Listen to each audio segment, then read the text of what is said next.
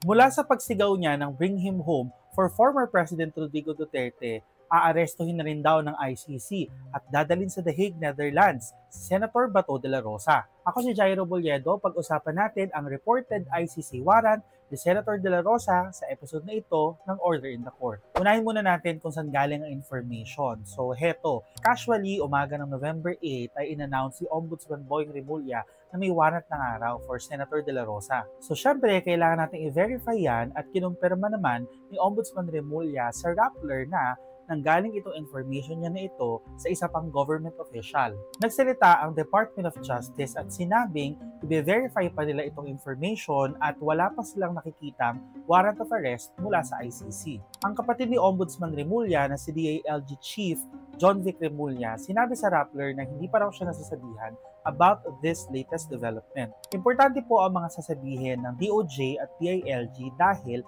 ito po ang mga agencies na in charge sa law and order. And these are the same agencies na nakiisa sa Interpol para i-implement ang arrest ni Duterte nitong March 2025. Sabi ng kampo ni De La Rosa, aware sila dito sa mga reported na warrants pero hindi rin daw nila ma-confirm on their part if may katotohanan ba. For context, very secretive po talaga ang mga procedure ng ICC.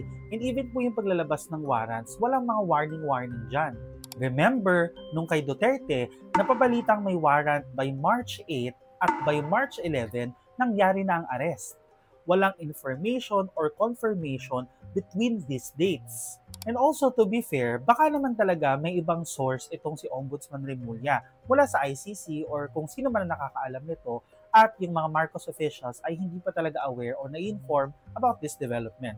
Ang next na tanong nyo siguro ngayon ay paano ang proseso ng arrest if ever ni De La Rosa. Mukhang daraan pa rin sa Interpol ang arrest ni De La Rosa if ever. This is the same process and principle na ginamit sa pag-aaresto kay Duterte nitong March 2025. Sabi ni DILG Chief John Vic Rimulya sa Rappler, as of November 8 ng umaga, wala pa raw na ibibigay o na iti-turn over na red notice ang Interpol mula dito sa local office nila sa Pilipinas. And remember, red notice po ang inilalabas ng Interpol if may call sila for possible arrest ng isang tao. Ang isa pang tanong dito sa issue na ito ay kung mag-a-apply daw ba ang bagong extradition rules na inaprubahan ng Supreme Court recently. Itong bagong rules po ay inayos at ginawang uniform or iisa na lang po ang hulma ng extradition process sa Pilipinas. Ang extradition po yung proseso or pagre-request ng isang bansa sa iba pang bansa para malipat sa kanila yung kustodiya ng isang tao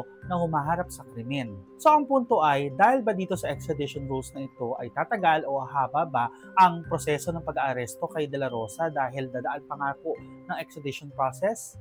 Ang mabilis na sagot dyan, hindi. Dahil hindi naman daw nag-a-apply ang extradition rules ng Pilipinas sa ICC. Ang keyword kasi doon sa extradition rules ay ang requesting party ay isang estado or state. Ito ngayon ang problema. Ang ICC po ay hindi isang estado o state. Ito po ay isang korte na nabuo sa pamamagitan ng isang treaty or kasunduan. Yan po ang paliwanag ng international law expert na si Ross Tugade. Pangatlong punto ay pwede bang magtago na lang si De La Rosa sa Senado para hindi siya maaresto? Remember, under the Senate rules po, hindi pwedeng magkaroon ng any form of arrest sa loob ng Senado. Very safe ang sagot dyan ni Senate President Tito Sotto at inulit niya yung mga former at past statements niya regarding the issue. Ang sabi niya, basta nga sa loob ng Senate, bawal maaresto itong si De La Rosa, pero ibang usapan kapag sa labas ng Senado. Kung nakalimutan mo na kung bakit kasama si De La Rosa sa ICC case, siya lang naman kasi ang arkitekto ng war on drugs ni Duterte na kumitil ng buhay ng nasa 30,000 na katao ayon sa human rights groups. Siya ang unang PNP chief ni Duterte at unang PNP chief na nag-implement ng war on drugs. From July 2016 to October 2018, covering mostly ang time ni De La Rosa bilang PNP chief, nasa 4,999 daw ang namatay sa war on drugs ayon sa PIDEA. Davao City Police Chief din itong si De La Rosa bago siya naging PNP Chief. At sa affidavit ni Edgar Matobato, ang self-proclaimed na DDS member na whistleblower na ngayon, Aware daw sa Davao Death Squad activities itong si De La Rosa. Nitong 2024 nga lang sinabi na kasama si De La Rosa doon po sa 5 Philippine government officials na in-invite ng ICC prosecutor for interview dahil sila ay under suspicion. So, si De La Rosa na ba ang next na i-bring to the Hague? Sabi naman niya noon ay hindi siya takot at ready siyang harapin ang ICC.